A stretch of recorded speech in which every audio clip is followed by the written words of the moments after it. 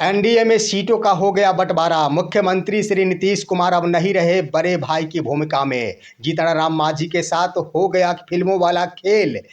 महागठबंधन के लिए इंतजार की घड़ी समाप्त। मुकेश सहनी हुए दिल्ली के लिए रवाना। लालू, तेजस्वी, राबड़ी और मुकेश सहनी कांग्रेस के बड़े नेताओं के साथ मिल बैठकर आपसी मंथन के साथ सोमवार को करेंगे सीटों का ऐलान। दोस्तों नमस्कार, मैं हूं आपका दोस्त एसके चौधरी।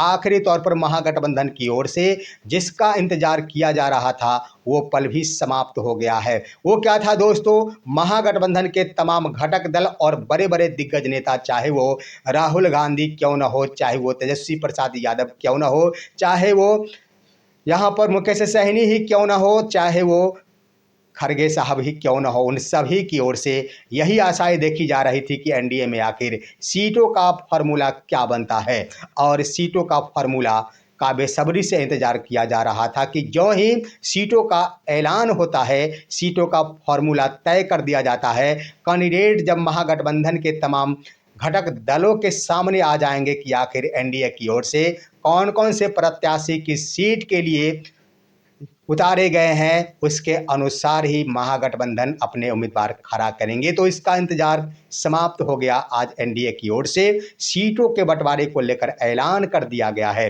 दोस्तों। लेकिन जो ऐलान किया गया है उसमें हम आपको बता दें कि आखिर मुख्यमंत्री नीतीश कुमार के बड़े भाई की भूमिका समाप्त कर दी गई है। जीतनराम मांझी के साथ फिल्मों वाला खेल हो गया है। वहीं पर दोस्तों देख ले तो मुकेश सहनी को भी पटना के लिए बुला लिया गया है। आइए आज के इस वीडियो में चर्चा करते हैं कि आखिर क्या कुछ होगा। साथ ही साथ दोस्तों मैं चर्चा करूंगा यहाँ पर एनडीए को सीटें के बंटवारे को लेकर सीटों के बारे में भी।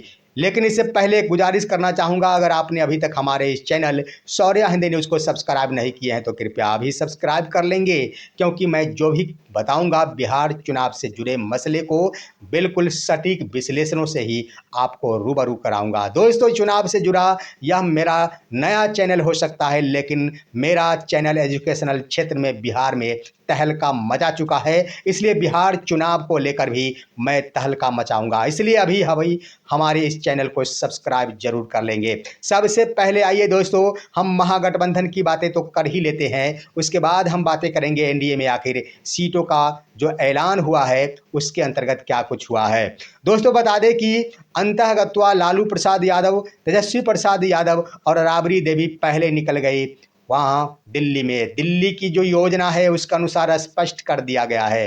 स्पष्ट पहले तो ये कहा गया कि मैं सिर्फ कोर्ट में पेशी के लिए आया हूं, लेकिन अंतःगत्वा मुकेश सहनी के लिए स्पष्ट कर दिया गया है कि मुझे भी बुलावा आया है कांग्रेस के डॉक्टर्स के द्वारा, बड़े डॉक्टर्स के द्वारा। उन्होंने कहा कि महागठबंधन थोड़ा सा बीमार हुआ है, लेकिन इसका उचित इलाज दिल्ली के बड़े डॉक्टरों के पास होगा। उन्होंने कहा कि सारे के सारे डॉक्टर दिल्ली में ही है तो इसका इलाज वहीं होगा। और उन्होंने ये बयान तब दिया जब एनडीए की ओर से सीटों के बंटवारे को लेकर ऐलान कर दिया गया। यानी स्पष्ट है कि इंतजार देखा जा रहा था, और ज्यों ही एनडीए की ओर से सीटों का ऐलान किया गया कि कौन कितने सीटों पर चुनाव लड़ेंगे, त्यों ही महागठबंधन की ओर से मुकेश सहनी को दिल्ली बुला लिया गया। और आज ही मैं बता दूं कि कई मसलों पर देर रात तक कांग्रेस के साथ तेजस्वी प्रसाद यादव और मुकेश सहनी के साथ बातचीत होगी। साथ ही साथ कल सुबह दिन में पेशी के उपरांत संभावना दिख रही है कि प्रेस कॉन्फ्रेंस भी जारी किया जा सकता है। दिल्ली से ही तेजस्वी प्रसाद यादव राहुल गांधी और मुकेश सहनी के साथ वार्ता के संबंध में, सीटों के संबंध में, बाद बाकी बिहार आने के बाद तो सूची को लेकर संयुक्त रूप से घोषणा पत्र के साथ तो ऐलान किया ही जाएगा। लेकिन आखिर दोस्तों महागठबंधन की ओर से काफ़ी सब्र दिखाया गया है। आखिर यह खेल किया जा रहा था कि सब कुछ ठीक नहीं है। इतना तो जरूर है कि सीएम हो या फिर डिप्टी सीएम हो, हर कोई जान रहा था कि अगर ज़्यादा सीटें मिलती है तो तेजस्वी प्रसाद यादव ही मुख्यमंत्री बनेंगे। फिर भी अगर कांग्रेस की ओर से उनके नाम पर सीएम फेस को लेकर ऐलान नहीं किया जा रहा था, इसको सीधे अर्थों में समझा जा सकता है कि जरूर कोई राज था। और यही राज था कि आखिर जब तक एनडीए की ओर से सीटों को लेकर घोषणाएं नहीं कर दी जाती। अब स्पष्ट हो चुका है दोस्तों, यहाँ पर एक और रास्ता देखा जा रहा था राहुल गांधी की ओर से। 13 अक्टूबर को लालू प्रसाद यादव, राबड़ी देवी और तेजस्वी प्रसाद यादव को जॉब फॉर लैंड मामले में कोर्ट में पेशी देनी है और इसके अंतर्गत फैसला की बातें हो रही थी। यहाँ पर फैसले का इंतजार किया जा रहा था। फैसला का मतलब ये हुआ कि आखिर कोर्ट क्या करेगा इसकी कोई गारंटी नहीं है, क्योंकि जब जब भी चुनाव होते हैं वहाँ पर विपक्ष को, आखिर मोदी सरकार हो भाजपा के सरकार के द्वारा ये भी देखा गया है कि उसी वक्त बड़े बड़े नेताओं के ऊपर ऐसा खेल किया जाता है जिसके कारण चुनावी दांव यहाँ पर आसमान तक पहुँच जाते हैं। भले ये मामला कुछ और था, कोई मामला नहीं था, लैंड फॉर जॉब का मामला था, कोर्ट का मामला था, जिसके अंतर्गत क्या कुछ फैसला आएगा, सुरक्षित रखा जाएगा, इसका भी इंतजार किया जा रहा था। लेकिन इसका डिक्लेरेशन निश्चित रूप से कल हो जाएगा पटना में।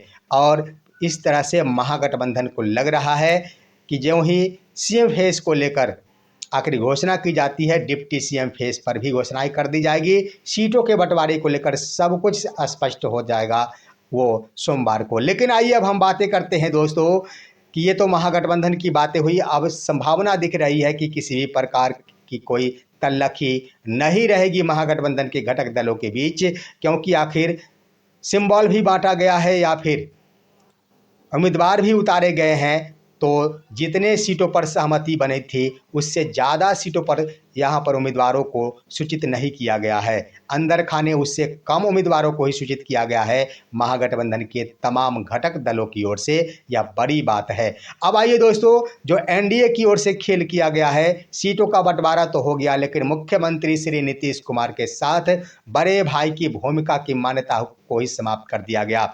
101 सीटें मुख्यमंत्री नीतीश कुमार की जदयू पार्टी के लिए घोषणा कर दी गई है, तो उधर 101 सीट पर ही बीजेपी भी चुनाव लड़ेंगी। यानी मुख्यमंत्री नीतीश कुमार चाहते थे इस बार के विधानसभा के चुनाव में हर हाल में मुझे बड़े भाई की भूमिका के रूप में देखा जाना चाहिए, लेकिन बड़े भाई का दायित्व तो नहीं मिला इस चुनाव में। दोनों ही जदयू और बीजेपी को 101 और 101 सीटों पर चुनाव लड़ने का फैसला ले लिया गया है। अब आइए, चिराग पासवान 29 सीटों पाने में सफलता प्राप्त कर लिए हैं। और मैं बता देना चाहूँगा दोस्तों, एक बात मैं लगातार ही कहते आया हूँ कि जितने सीटों पर चिराग पासवान चुनाव लड़ेंगे, जो ही उधर चिराग पासवान की एनडीए में बातें बन जाएगी, मुकेश सहनी की बातें भी महागठबंधन में बन जाएगी, क्योंकि इस तरह का ही कुछ ऐसा गठजोड़ है। और दोस्तों वही देखने को मिला है। उधर सीटों का ऐलान हुआ है, चिराग पासवान की 29 सीटों वाले सपने पूरे हो गए तो मुकेश सहनी का भी बुलावा आ गया। अब यहाँ पर देख लीजिए दोस्तों, मुकेश सहनी को भी चिराग पासवान जितने सीटों पर चुनाव लड़ेंगे उतने ही पर लगभग आसपास की संख्या में मुकेश सहनी भी चुनाव लड़ेंगे। ये भी बिल्कुल स्पष्ट मैं कहते आया हूं और आज भी कह रहा हूं। अब दोस्तों यहाँ पर देख लिया जाए, जीतन राम मांझी को 6 सीटें प्रदान कर दी गई है, परंतु बड़ी बात कि उनके साथ फिल्मों वाला खेल कर दिया गया है। उपेंद्र कुशवाहा को भी 6 सीटें प्रदान की गई है।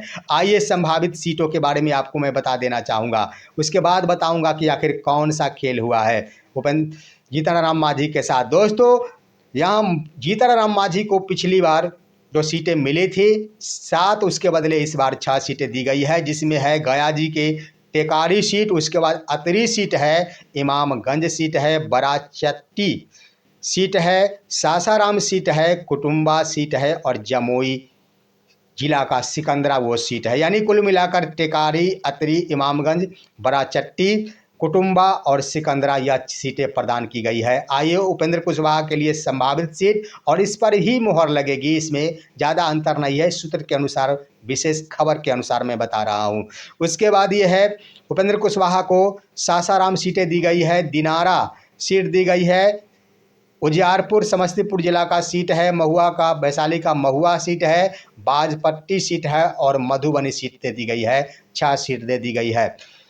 उसके बाद दोस्तों बड़े सीटों का लिस्ट होगा जिसकी तैयारी है, उसके बारे में भी मैं बताऊंगा। एनडीए की ओर से संभवतः कल ऐलान कर दिया जाएगा सीटों के साथ प्रत्याशियों के नाम भी, तो उधर महागठबंधन भी ऐलान कर देगा। अब आइए दोस्तों मैं बातें कर लेता हूं कि आखिर जीतन राम मांझी के साथ फिल्मों वाला खेल इस रूप में हुआ कि पिछली बार उन्होंने 7 सीटों पर चुनाव लड़ा था, लेकिन इस बार वो 6 सीटें ही पर ही संतुष्ट हो गए हैं। दोस्तों एक बात बताता हूँ, आपने एक फिल्म जरूर देखी होगी या फिर सुनी होगी।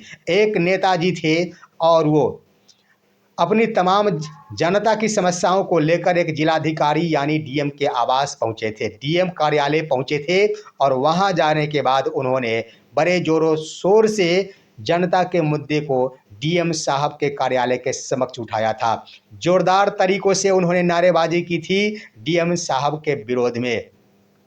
उसके बाद डीएम साहब के द्वारा यहाँ पर सूझबूझ का परिचय देते हुए उस आम जनता के नेताजी को बुलाया गया, कार्यालय के अंदर बुलाया गया और उस नेता को सबसे पहले डीएम साहब के द्वारा जमकर कुटाई कर दी गई थी कार्यालय के अंदर। उसके बाद दोस्तों कुटाई करने के बाद उस नेताजी को सख्त हिदायत दी गई थी डीएम साहब के द्वारा कि बाहर निकलने के बाद चेहरों पर मुस्कान जरूर होनी चाहिए और बाहर आम जनता को यह फीलिंग नहीं होनी चाहिए कि आपके साथ कुटाई की गई है, इस तरह से पेश आनी चाहिए। साथ ही साथ डीएम की ओर से उस नेताजी को हिदायत दी गई थी कि आप बाहर निकलने के बाद मेरा गुणगान करेंगे और यही कहेंगे कि सारे मांगों को मान ली गई है। दोस्तों जमकर कुटाई करने के बाद आखिर नेताजी को समझ में आ गया और बाहर निकलने के बाद उन्होंने अपना मुस्कुराता हुआ चेहरा प्रस्तुत किया और सारे डिमांडों को मान लेने की बात कही और एक बार फिर से उसे डीएम के नाम पर आम जनता के द्वारा जय जयकारा लगाना शुरू कर दिया गया था।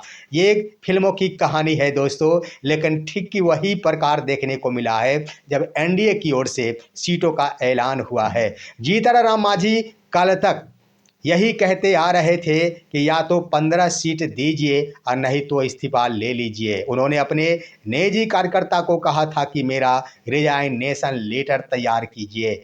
उन्होंने कहा था कि कविता के माध्यम से दे दो तो केवल 15 ग्राम दे दो, 15 सीटों से पीछे नहीं हट रहे थे और लगातार ही ये चर्चा हो रही थी कि जीतन राम मांझी आखिर अंतःगत्वा पेच फंसा दिए हैं। लेकिन दोस्तों मैं आपको बता दूं कि आखिर जो ही सीटों का ऐलान हुआ, आखिर सुर ही बदल दिया गया जीतन राम मांझी की ओर से। ठीक वही सुर में जिस नेताजी के साथ जैसा व्यवहार डीएम के द्वारा किया गया था, वही सुर निकलना शुरू हो गया। उन्होंने बड़ा पोस्ट करते हुए लिखा, सीटों के बंटवारे पर मैं बिल्कुल ही संतुष्ट हूँ। वो पोस्ट भी आपके स्क्रीन पर लिखा, अभी मैं पटना निकल रहा हूँ। वैसे एक बात बता दूं, मैंने पहले भी कहा था और आज भी फिर से कह रहा हूँ, मैं जीतन राम मांझी अपने अंतिम सांस तक प्रधानमंत्री नरेंद्र मोदी जी के साथ रहूंगा। उसके बाद लिखा गया दोस्तों, बिहार में बहार होगी, नीतीश संग मोदी जी की सरकार होगी। ठीक फिल्मों वाली बात। आखिर जो कल तक ये कह रहे थे रिजाइन कर दूंगा और इस बार जब वो बाहर निकले तो उनके पिछले वाली सीट में भी कमी कर दी गई, उसके बाद भी वो गुणगान कर रहे हैं। बात तो बिल्कुल स्पष्ट हो रहा है कि फिल्मों वाली कहानी, फिल्मों वाला खेल जरूर हो गया होगा आखिर जीतन राम मांझी के साथ। देखना है दोस्तों आगे क्या कुछ होता है। फिर आपसे हम रूबरू होंगे महागठबंधन के सीटों के साथ, साथ ही साथ राजनीतिक विश्लेषणों के साथ। अब तक मेरे वीडियो को लाइक कीजिए, अपने दोस्तों के पास शेयर कीजिए और दीजिए अपने दोस्त को इजाज़त। हम फिर मिलेंगे आपसे अगले वीडियो में, तब तक के लिए नमस्कार।